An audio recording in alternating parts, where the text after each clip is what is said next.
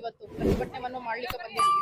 ಪ್ರತಿಭಟನೆ ಎದಕ್ ಮಾಡತ್ತೇವಂದ್ರ ಎಲ್ಲರಿಗೂ ಗೊತ್ತಿರ್ಬೋದು ಸಿಜೆಪಿ ಹೇಗೆ ಜನ್ಮ ಆಯ್ತು ಅಂತ ಹೇಳಿ. ಅವ್ರು ಏನ್ ಕೇಳತ್ತಿದ್ರು, ಧರ್ಮೇಂದ್ರ ಪ್ರಧಾನ್ ಜಿದು ಏನು ಇಸ್ತಫಾ ಕೇಳತ್ತಿದ್ರು, ಅವ್ರು ರಿಸೈನ್ ಮಾಡ್ಬೇಕಂತ ಹೇಳಿ. ರಿಸೈನ್ ಮಾಡಿದ್ರು, ಆಯ್ತು. ನೆಕ್ಸ್ಟ್ ಏನಪ್ಪಾ ಅಂತ ಹೇಳಿದ್ರ, ಈಗ ಶಿಕ್ಷಾ ಮಂತ್ರಿ ಯಾರಾದ್ರು ನಮ್ ಪ್ರಹ್ಲಾದ್ ಜೋಶಿ, ಮಾನನೀಯ ಶ್ರೀ ಪ್ರಹ್ಲಾದ್ ಜೋಶಿ ಸರ್ ಇದ್ರು.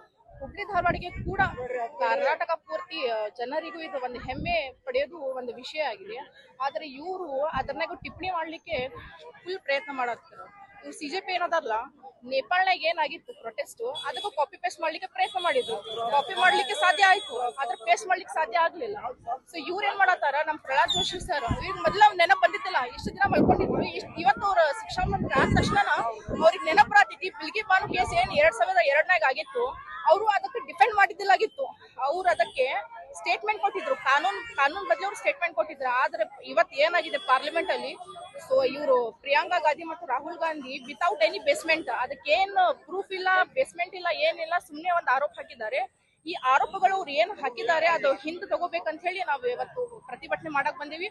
ಮತ್ತೆ ಖಂಡಿತ ಅವ್ರಿಗೆ ಕ್ಷಮೆ ಕೇಳ್ಬೇಕಂತ ಹೇಳಿ ನಾವು ಕೇಳ್ಕೊತೀವಿ.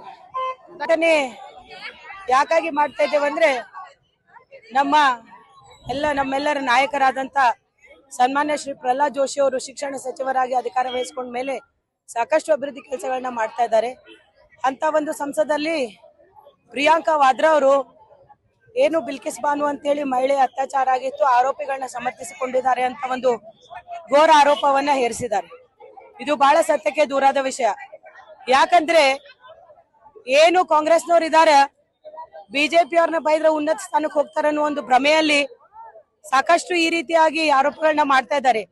ಆದ್ರೆ ಏನು ಶಿಕ್ಷಣ ಸಚಿವರ ಮೇಲೆ ಆರೋಪವನ್ನ ಮಾಡಿದ್ದು ಇದು ಬಹಳ ಖಂಡನೀಯ. ಹಾಗಾಗಿ ನಾವು ಈ ಪ್ರತಿಭಟನೆಯನ್ನ ಹಮ್ಮಿಕೊಂಡಿದ್ದೇವೆ.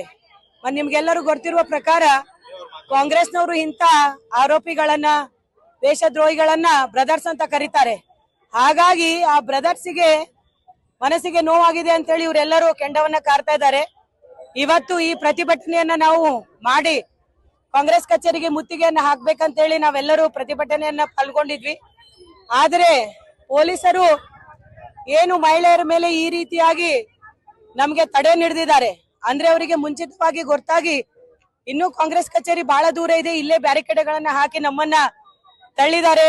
ಸಾಕಷ್ಟು ನಮ್ಮೆಲ್ಲ ಮಹಿಳಾ ಪದಾಧಿಕಾರಿಗಳನ್ನ ಅರೆಸ್ಟ್ ಮಾಡಿದ್ದಾರೆ. ಹಾಗಾಗಿ ನಾವು ಇದನ್ನ ಬಹಳ ಉಗ್ರವಾಗಿ ಖಂಡಿಸ್ತೇವೆ ಮತ್ತು ಇದೇ ರೀತಿಯ ಹೋರಾಟವನ್ನ ನಾವು ಮುಂದುವರಿಸ್ತೇವೆ ಅಂತ ನಾನು ಹೇಳಕ್ ಬಯಸ್ತೇನೆ.